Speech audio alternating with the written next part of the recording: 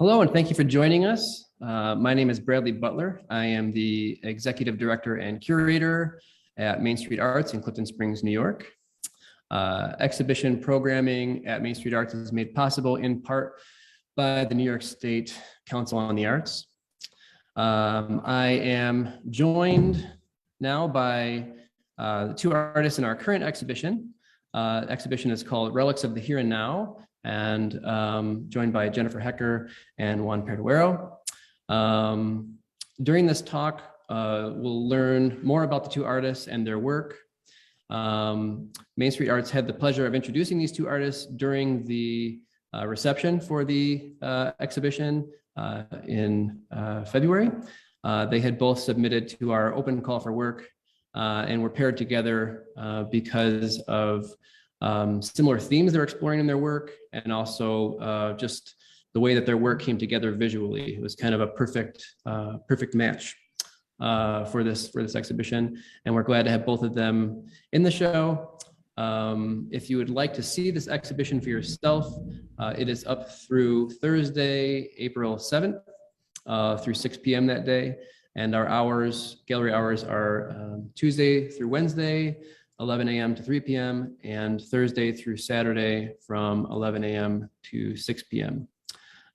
You can see images of the show as well as a recording of the virtual walkthrough of the exhibition on our website, mainstreetartscs.org. And from there, you can find links to our YouTube channel and Flickr page as well, where you can see that content. What we're going to do is we're going to have each of the artists introduce themselves, talk a little bit about their background, and then we're going to get into in depth into seeing, having the artists talk about specific pieces in the show.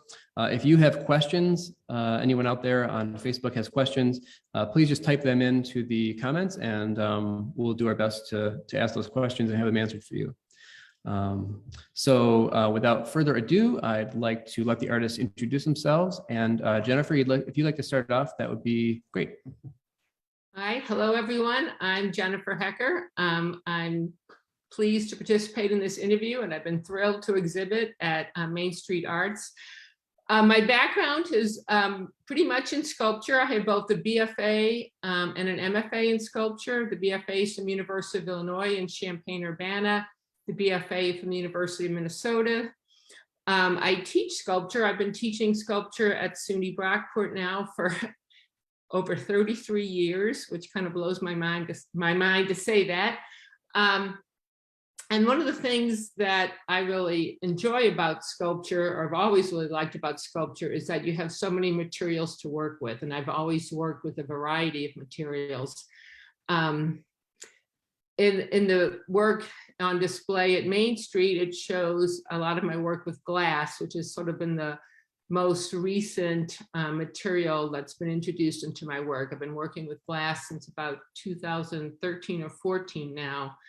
SUNY Brockport had an affiliation with the Rochester Arc and Flame Center, which is a great place if you ever want to learn about glass or metalsmithing, blacksmithing, or welding. Anyway, we had an affiliation with them, and so I was able to take a course there for free. And so I ended up being a very slow learner and taking a course over and over and over again so that I had access to the equipment and the instruction of Unsa Choi, who's a fabulous glass artist. So I'm very grateful to her for her support. So that kind of, I think, brings me up to where we are now. So that's my background. Great, thanks, Jennifer. And Juan, would you like to give us some info on your background? I know you've got some images to share, so after you introduce yourself, I'll start sharing your images for you. So I was born in Madrid, Spain. So from an early age, I was exposed to a diverse cultural background. I'm from Madrid, right in the center of the country. Spain is a place known for the place where the three main monotheistic religions lived together for several centuries: Judaism, Christianity and the Muslim religion. So again, there is such a cultural richness throughout the country that's something that I grew up with. I also traveled from a very early age throughout Europe. So I was also exposed to the many different cultures and peoples of the continent. I got my education in Madrid, Spain. Could you move forward, please? I got my education in Madrid, Spain. I studied in the same school where Picasso and Dali studied. By the way, Dali never graduated. Right at the time when the art school became part of the university, the main university in Madrid, I got a BFA in art conservation and painting. I worked for many years as an art conservator, especially when I was living in New York City. And also I got a master's degree in drawing at the University in Madrid. And then I moved to the US and I got a MFA in painting at the University at Buffalo.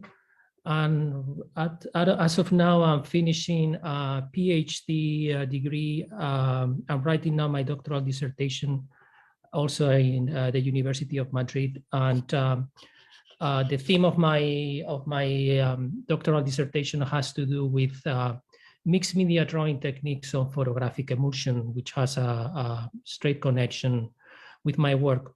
So I spent almost 12 years in New York City, and before that, I lived for 24 years in Madrid. I go back and forth often between the two cities, not between the two cities, between the two countries. I'm currently a professor at the State University of New York at Oswego. I'm also a visiting professor at the master's program at the King Juan Carlos University in Madrid. I'm sharing these two pictures of New York City and Madrid because these are the two cities where I feel I really grew up as an artist and as a human being. They really shape my work and my life in many, many different ways. And could we move to the next one, please? No, we forgot one, the one with we missed that one, yeah. These are some of my early influences as an artist. Obviously, there are many more, and especially now that I'm so much doing research about contemporary mixed media drawing processes. But I mean, these are the artists that I was looking at when I was very young. On the left is a painting by Rivera, one of the representatives of the Spanish Baroque school. The one in the center is Goya, Saturn eating his own child. And this is the first painting that I saw when I was 3 years old. My father took me to the Prado Museum. The Prado Museum is one of the largest collections of classical painting in Europe. And I was totally mesmerized when I saw such a violent image. But at the same time, so beautiful. I think that's when I decided that I wanted to start drawing or making some kind of way to express myself through images.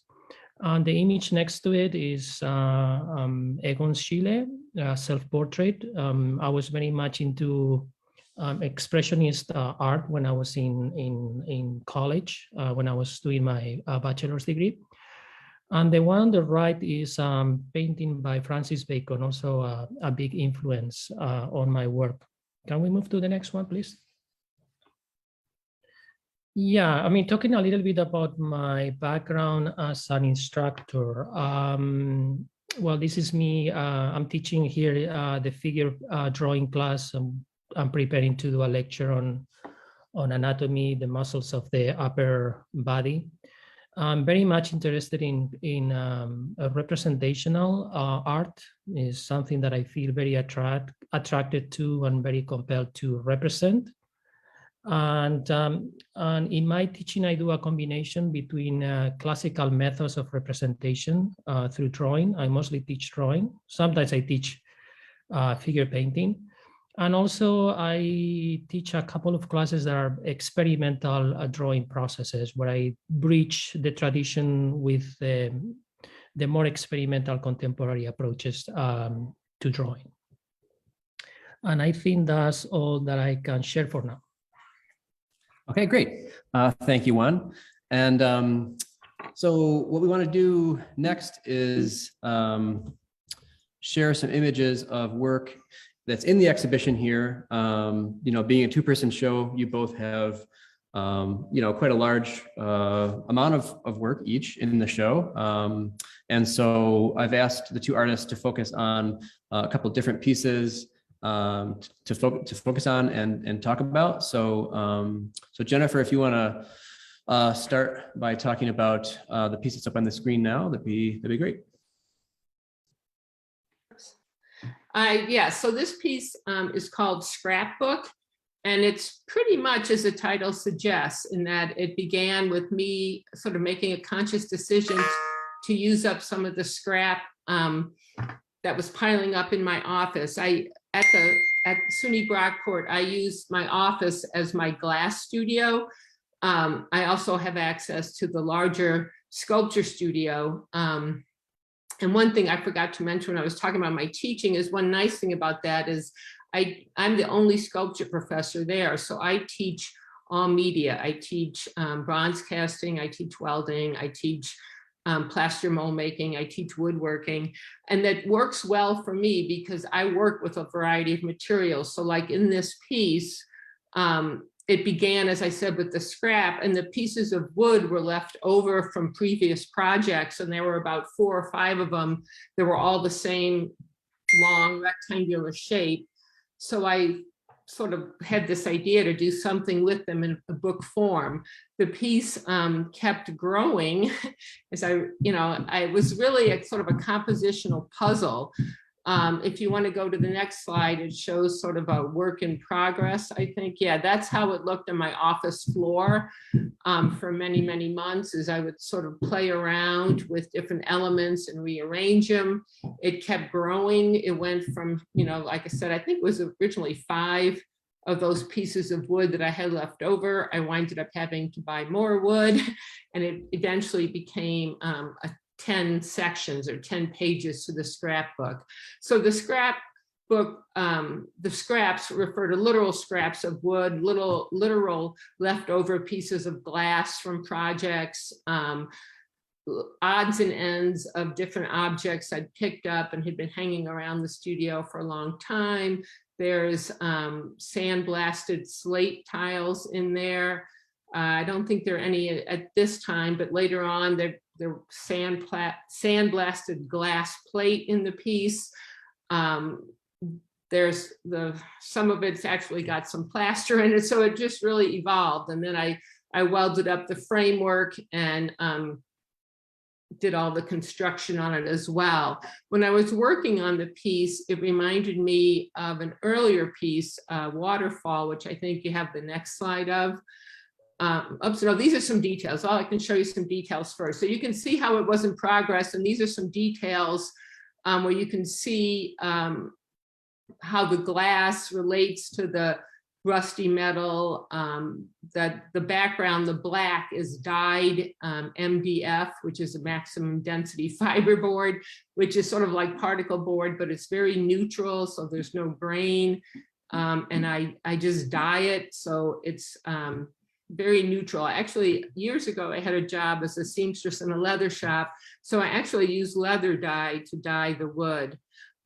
If you want to just go on to some of the other, so there's another detail of the funnel. I think one thing that may not be evident in the work is that although I use a lot of found objects, and I like them because of their own history and their own sort of richness of their surface and patina, which I really like with the glass work, I actually do a lot of altering to the objects and combining things that weren't originally combined. And I'm not sure that's always kind of evident. But you can see like this piece here, or this detail of that piece, you can see later in the other works I'll be talking about, this image of a funnel with these sort of bubbles of water coming out of it. If you want to go on to the next one. the piece overall also, because it's a scrapbook, it's sort of a memento. It holds on to sort of things that we find precious.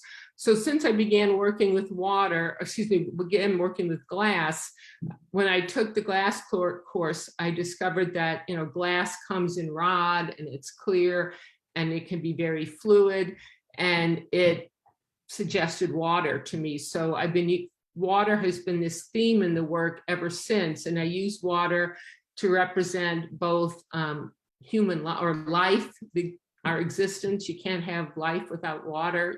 When they find water on Mars or evidence of water on Mars, they know there was life. So water is that indicator of life. And it's very transient and ephemeral. It evaporates away. It sort of reincarnates itself, if you will, through this process of evaporation and rain. But it's also about water itself as being a very precious resource. So like there's images where I think about that people, it's become so precious that you would collect drops of water and you would catalog them and number them and hold on to them. Like you would maybe preserve the petals of flowers in the pages of a book. That was kind of the metaphor I was sort of thinking about on this piece. And it reiterates or repeats sort of throughout, I think, all the work in the show, that sort of preciousness of life and the preciousness of water as a natural resource. I think you can go on, yeah. So this is a piece I was saying, it sort of reminded me of, this was a piece I did a few years ago called Waterfall, and it's almost 8 feet tall, and the form is industrial shelving, and literally the rain sort of comes down and goes through these different permeations, and at the bottom, there's sort of an illusion of a pool. But what reminded me of the scrapbook piece was that it was dealing with the repetition of the rectangle form. Here it's vertical, these rectangles sort of pile up on the shelves, and in the scrapbook piece, it's horizontal. But it was the same sort of kind of compositional problem solving to get like one page of the book or one shelf in the series of shelves to kind of relate to the next one and to have that sort of flow and movement between them. So anyway, to me, that was sort of interesting in that it's kind of gone from vertical to horizontal. Proportionally, they're very similar. So I think that's all I have to say on that one. It is one of my favorite pieces. This work is called Weather Maker, and it's the most recent work in the show. I just finished this piece in January, so in some ways it's always harder for me to talk about the most recent work because I don't know if I even understand them myself. But I've been very, this interest in water has also been influenced by it being a precious resource and global warming and climate change. It seems catastrophic weather events are becoming way too commonplace, and the droughts that are affecting the world. And so the idea of people are sort of arguing over who will own the rain that falls from the sky. It's all those sorts of things, which to me kind of has that same sort of futility of, wanting to control the weather as if we did rain dances or shook a rain stick. This is like a way of trying to control the weather. Unfortunately, we're controlling the weather in more negative ways, and we really can't control it at all. So the piece, I don't know, it's, like I said, it's hard for me to talk about the newest ones, but again, it's a funnel form, it's a found object. The glass is all flame worked. I didn't really talk too much about that, but the kind of glass people always say, oh, you blow glass. And it's like, no, I don't blow glass. I work with a torch. So it's flame worked glass. It's sometimes called lamp working. For me, I just felt a real affinity with the torch, being very much like the welding torch. It's actually caused me a lot of frustration and anxiety because I think on some level I keep expecting the glass to act like steel, and glass does not act like steel. And I keep kind of getting a little frustrated with it. but it's been, ever since I started using the glass, it's been a nice addition to my work, in that I've had a nice momentum that's just been carrying me from one piece to another. You know, I just finished this piece in January and I have 2 more pieces going in my office right now. And I think what it's done is it's sort of just opened up my mind and kind of blew out some cobwebs and just given me some new possibilities. I will say it's been, as I sort of have alluded to already, it's been a little frustrating. I certainly don't feel like an expert on glass at all. I feel like a constant beginner. And it's been very humbling. When I took the courses at the Arc and Flame Center, I was in the class with fellow Brockport students, you know, students from my classes. I was in there with them. And I really think I was technically maybe the worst in the class. Because I think my excuse is anyway, and I'm sticking to it, is I had a lot of baggage I was bringing to it. But I have been very persistent and have been working with it, and struggling with it. But it's a wonderful, I think, material. And I think in some of the other pieces in the show also show that I'm starting to really try and work with light with it a little bit, because this piece actually has a light inside the funnel and a couple other ones do too. It's very subtle. I don't want to make lamps, but it's just that sense of it's another layer of another way of expressing with that material. I mentioned that this piece, you know, is sort of a weather maker and maybe has more to do with water as sort of a precious natural resource. And that has been sort of a recurring theme as well. And it's maybe more evident, or has been evident, maybe more blatantly in some of the earlier works. I think I had, well, this one actually, this is a work from just last year. This was done in 2021. This is called Rain Rake. So it's sort of it's a futile object, you know, the idea that water has become so precious that we would rake up the rain. And it also kind of is a sort of a poetic way of thinking about rain, where the clouds are on the top of the rake, of the top rake, and it come down and then the drops are raked up at the bottom. This piece, I really would have liked to have in the show, but the good news is it's sold, so that's good. But I miss it. You know, it's funny. I would have liked to have seen it with the other works, because it was done sort of at the same time with these other rain pieces. So that's just a detail. There's the top with the cloud-like forms. You know, it's not terrifically representational, but it certainly like suggests clouds and very sort of simple kind of constructivist sort of methods, I think. So I've noticed on a couple of the newer pieces in the show, this kind of like the more opaque white glass. Is that sandblasted or? Yes, sandblasted, yeah. Yeah, glass can be very seductive, but you can really also be very overpowering. And I like that in these recent pieces, being able to sort of tone it down and that little bit of opaqueness, so it's not all reflecting quite as strongly. And it came out of mostly this piece where I wanted to give that sensation of clouds, so that's why I sandblasted it. But this is a piece I was thinking before. This was also from a few years ago. This was a wearable art piece I did for a glass art fashion show at the Corning Museum for the Glass Art Society conference, which is something, there's an international glass artist, her name is Laura Donifer, who organizes these wearable glass art fashion shows. And Unsa Choi, my teacher, kind of put us together and said to her, she should be in your show. And we were both, I think, put on the spot. And I went, oh my gosh, what did I agree to? And I didn't really know what I was going to do. And the first part that came to me was, I thought, well, I'll make this umbrella for collecting rain rather than, you know, repelling rain. So it's a welded steel umbrella. And then that led to the rain hat, and rather than a sun hat, this would be a hat for rain, which is made out of a funnel that I made a big brim on it. And when I got to that point on the piece, it sort of reminded me of Clint Eastwood's hat in one of those movies, I don't know, one of those Westerns.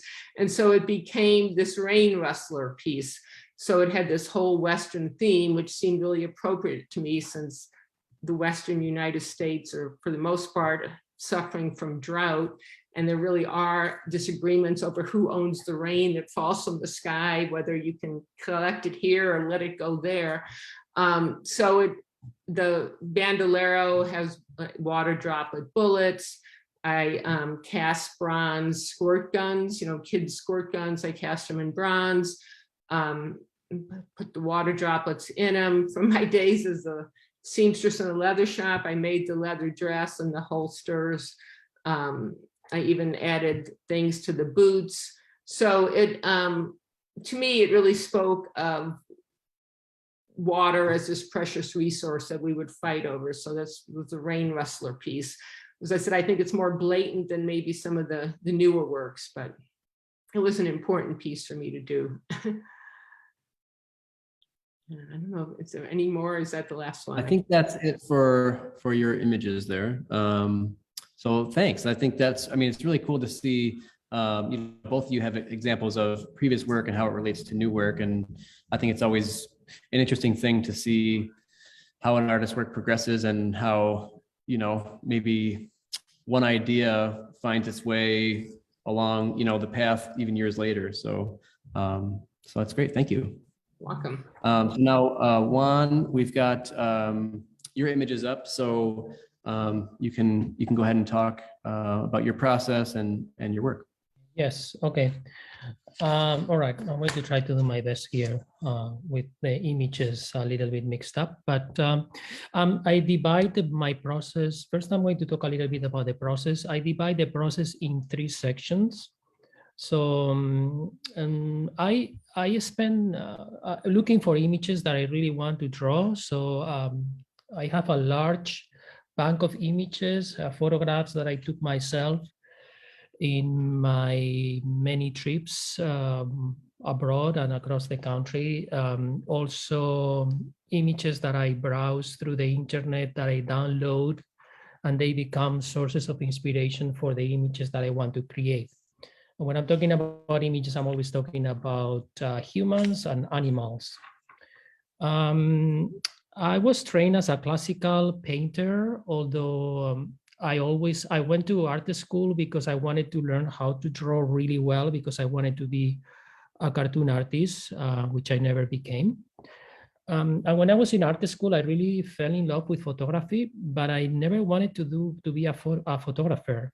I wasn't really that excited about taking pictures, but I was really fascinated by the photographic emulsion and by the luminosity of black and white photo paper. I wanted to continue drawing, but I didn't want to draw, although I really wanted to embrace the classical experience and knowledge that I acquired in college and also in art school, and also again all the visual education that I received throughout my years. I didn't want to paint or to draw traditionally. I really wanted to be experimental. I had a need to do something pushing boundaries. And so the photographic surface, the photographic emulsion became like a really good surface for me to work with, because I was working with light. And that was very important because I was trying to recreate these Baroque classical paintings that I spoke about before. I wanted to do kind of like Baroque classical type of imagery on a surface where I could paint and draw without being a surface that was specifically designed for drawing. So anyway, once I find images, and the images that I search for, they are usually images that speak of the ideas that I want to convey in my work.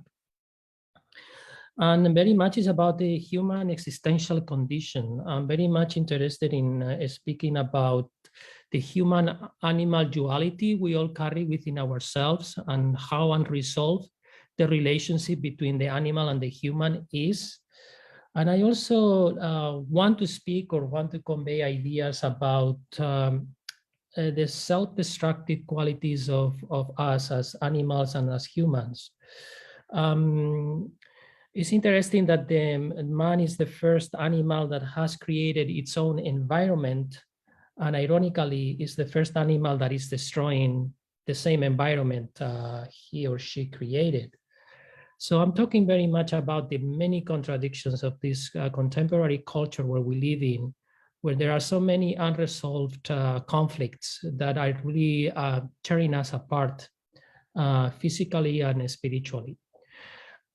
All right, so once I have the images that I think I want to work with, then I go into the darkroom and I start processing the photo paper where I'm going to be working. So this is a shot of on the left side of the darkroom where I work, with the paper already on the sink that has been treated. This is what is called a chemigram. There is a long tradition of chemigram art, which started in the 1950s in Europe. And there are many artists who create chemigrams. So it's kind of like painting with light or painting with chemicals over photosensitized paper to create this kind of abstract that I call cosmic landscapes.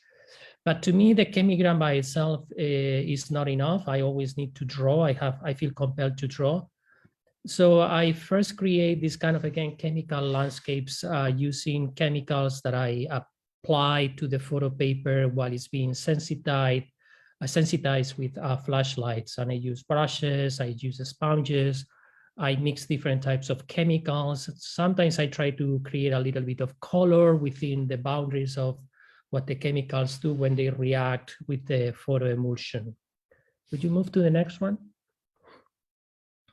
On the left side, you can see that's like a little sketch. Well, and I teach, I have to say that I teach internationally workshops on chemigrams plus drawings, kind of like I teach my process. So on the left side, that's a workshop that I taught at the Art Academy in Beijing in China. So these are the students who are starting to play with again, creating chemical drawings using photosensitizing the paper with flashlights and using chemicals to draw shapes. On the right side is a large piece of paper. I believe is 4 by 6.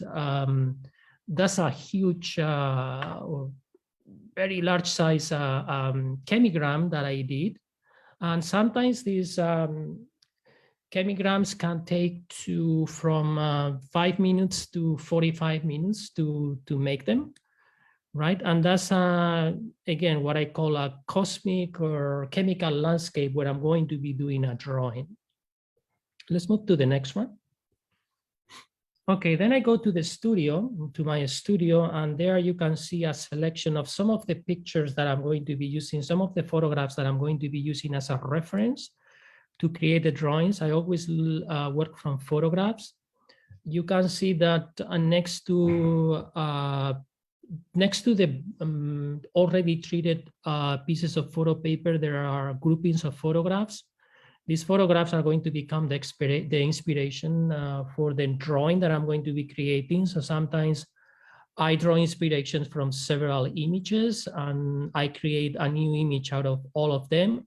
Or sometimes what I do is I combine features from different photographic sources to create one single image.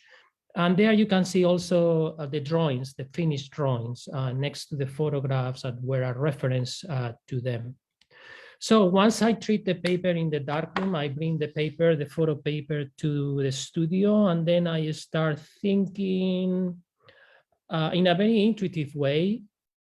Sometimes in a very instinctual way, I start thinking the type of image, the cropping, the composition that I want to create on each single piece of paper. I also, on each single drawing, I also think a little bit about how the chemical marks are going to interfere, they are going to clash with the representational figurative image that I'm going to be creating. Although I don't really have control on these accidents, I like them to, for them to happen. Could you move on, please? These are my drawing tools. I use etching ink, I use oil paint, and I use linseed oil. So I didn't really show, I have a video with my work in progress, and I have also like a sort of like a short PowerPoint presentation in my website where People can see step by step how each drawing, a drawing is being produced. I didn't bring it up here. So if anybody has an interest, they can go to the website and look more closely. But anyway, what I use is I use oil-based ink or oil-based paint that I apply with my hands using latex globes. I apply the ink on the surface of the paper. Could you move on, please? Yeah, these are some drawings in the studio. Let's move on so I can speak a little bit more here. So what I do is I draw the outline. In this case, I would draw the outline of the monkey. I would cover the outline, the inner space defined by the outline, with a heavy coat of etching ink. And then what I do, I use paper towel, and by hand, I start wiping off the ink, and progressively I create the drawing to the level of detail that I wish to finalize the drawing. Sometimes I like to work very realistically. Some other times I like to work a little bit more expressionistic. Some drawings are very highly detailed and polished. Other drawings are a little bit rougher. So this is, I think I showed this, the picture of the background earlier on. So this is the background for this monkey. It creates kind of like an environment to the image of the monkey. And again, the luminosity that you may see on the monkey's face is the byproduct of eliminating the etching ink and exposing the soft gray tones, the soft values that are on the photo paper. So it's the photographic emulsion showing through. So sometimes I'm not sure how it's going to turn out. It's like yeah, I'm playing with chance, and I like that because sometimes it goes right, other times it goes wrong. Let's move on, please. This is another. This is another head that I drew. This piece is 4x4, 48 inches by 48 inches that I drew on another piece of photosensitized paper. Usually the ink takes 48 hours, 36 to 48 hours to dry completely. And in order to create these type of drawings, I need to work without that window of 36 hours. Usually I am able to solve most of the drawing in the first 10 hours of the drawing process. And then the following day, what I do is I try to refine certain areas, refine details, try to develop a little bit more of the character of the drawing. So most of the action happens in the first drawing session. Can we move on, please? Here I'm showing some of the early work. I have worked for the last 30 years with this kind of like combination between photography and drawing. Before I work on black and white photo paper, I was working on color photography. So I was creating these full bodies. They were collaged photographs that I took myself with a camera using a macro lens. I was photographing flowers at various botanical gardens in the cities where I was traveling to. I was enlarging the photographs of the flowers. I was cropping them into pieces. I was gluing them together, and I was creating the skin texture for these bodies that I drew.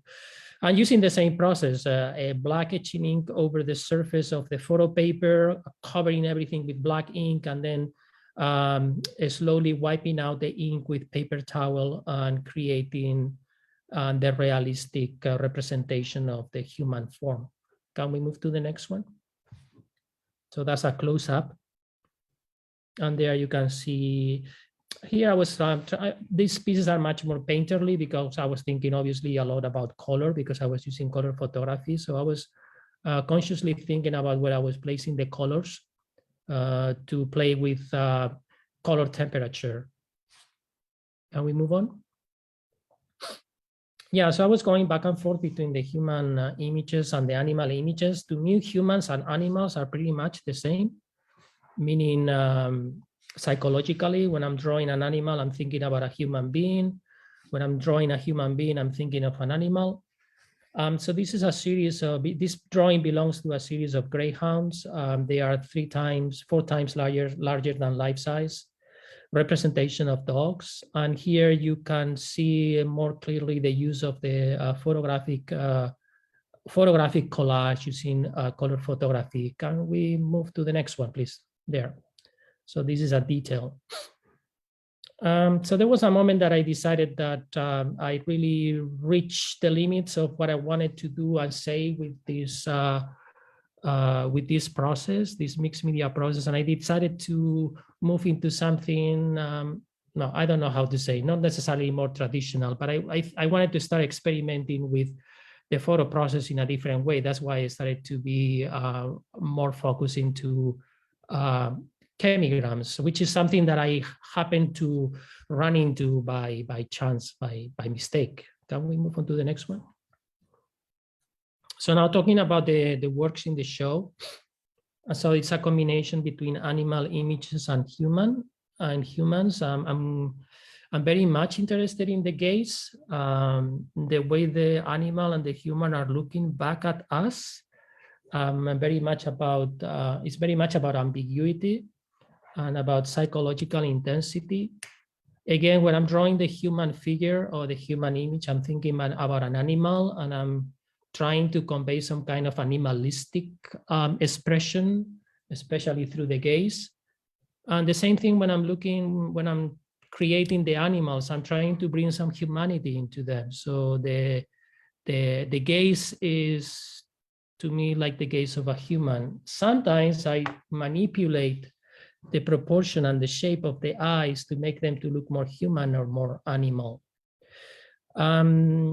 This series belongs to kind of like a new compositional arrangement where I decided to start working with diptychs and triptychs, something that I haven't done in the past. I also started to go larger, blowing up the images, focusing more onto the faces.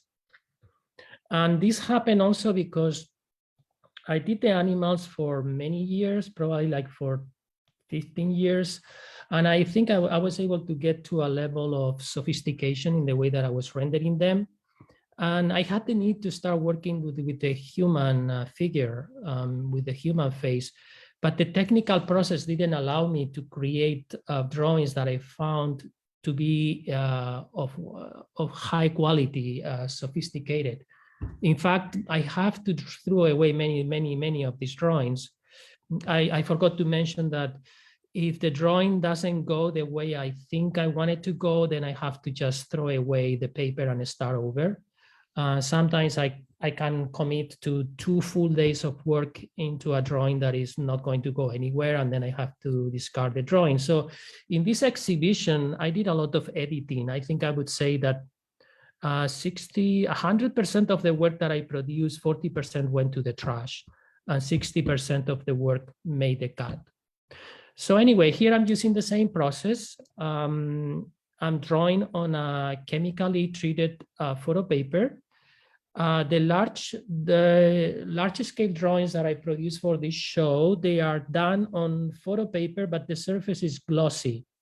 So it allows for the ink to flow in a much easier way. So it allows me to work much faster because I can wipe off the ink more quickly. Can we move on to the next one?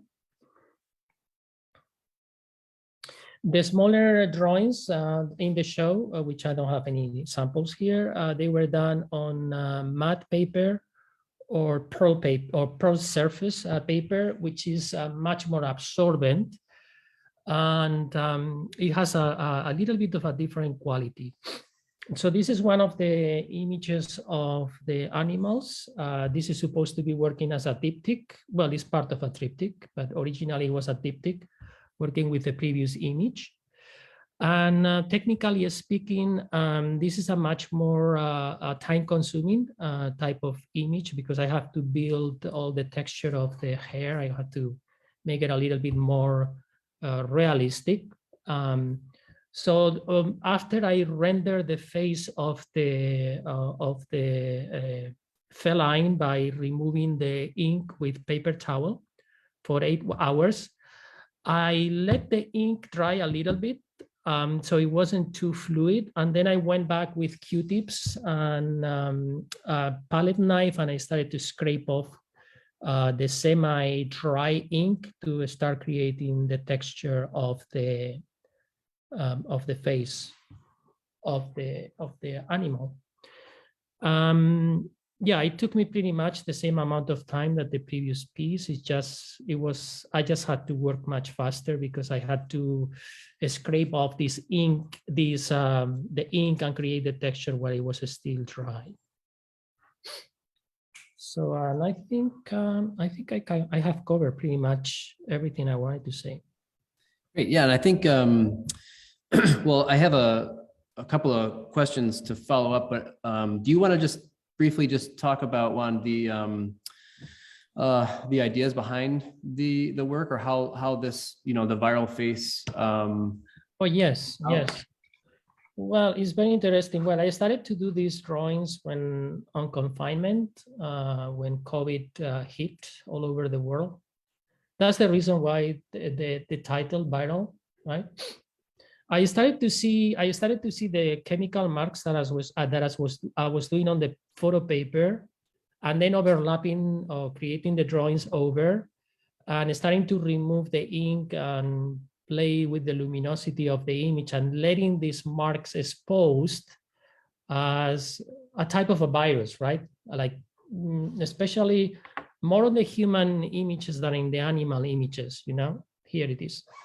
Suddenly all these many different marks that they function almost like injuries, like scars, like some kind of blushing taking place over the face, kind of making the connection with the sickness, right?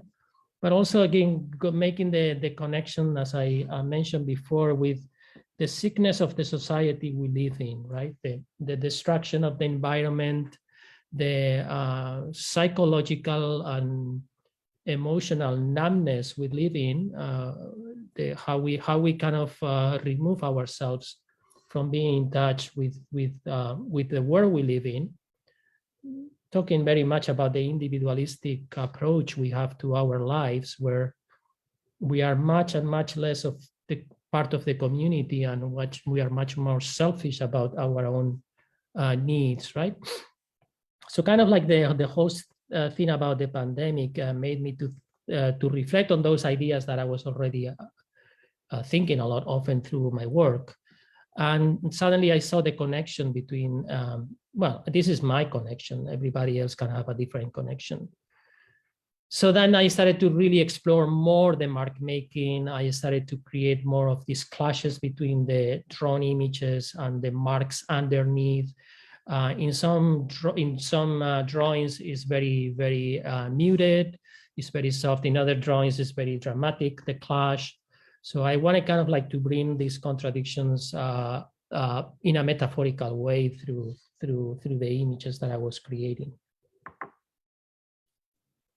Great, thank you. Because what I wanted to kind of ask as a follow-up, to both of you just talking about your work. I mean, you both are in this exhibition here, and like I said in the beginning, you didn't know each other. We kind of paired you together, and when I was reviewing your work during the looking at your work you submitted to the open call, there was this immediate connection between the two of you, and you can kind of see behind me, the two bodies of work. The same color palette, like some people that come in are wondering if this is a single artist that has many talents, just because it looks so good together. And when, we're trying to kind of figure out the scope of the show beyond just the work going well together, I was looking at the two of your statements and trying to come up with, description for the show and a title. And then this, the title Relics of the Here and Now came up, and I was kind of combing through each of your statements and found words that were similar and also that sound good and sound interesting. So that's what we came up with for the title.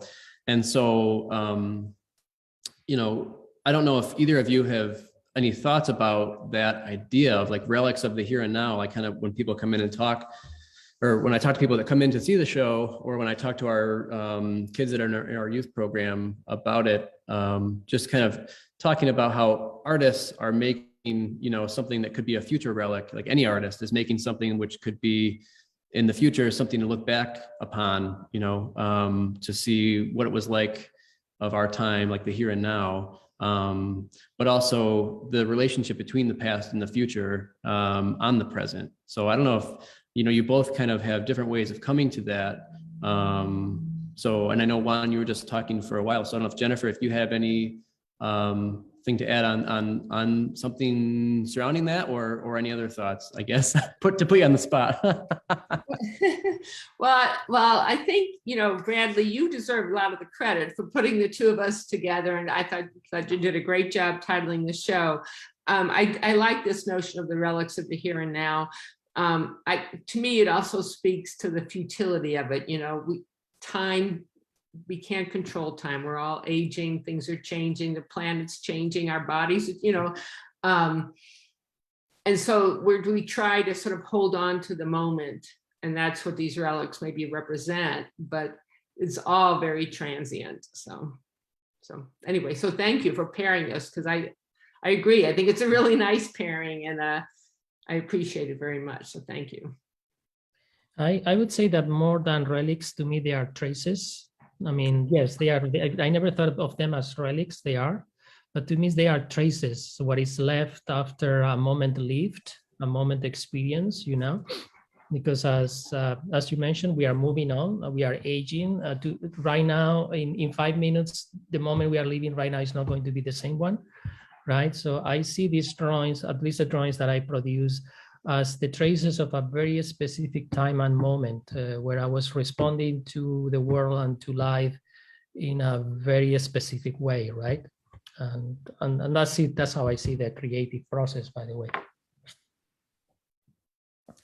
And I just wanted to think about some of the things that you said during the talk too. Like, Juan, you mentioned how much of your work ends up in the trash, that ends up being something that didn't make it. I mean, Jennifer, do you have the same kind of situation? I mean, you both work in very different materials, but I can imagine there's a lot of things that can happen with glass, I guess. Yes, very much so. And it made me feel good to know that I'm not the only one that can spend an awful lot of time and get nowhere. I always have to remind myself, just like I tell my students, it's all learning though. You do learn from your failures as much as your successes. So yes, I have plenty of those. Yeah, the successes are the byproduct of the failures. They wouldn't be there.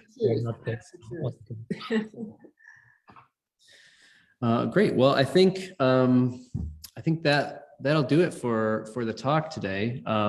So I'd just like to thank the two of you for spending time with us and sharing a little bit about your process and ideas behind your work, and even more importantly, that you share your work with us here at the gallery.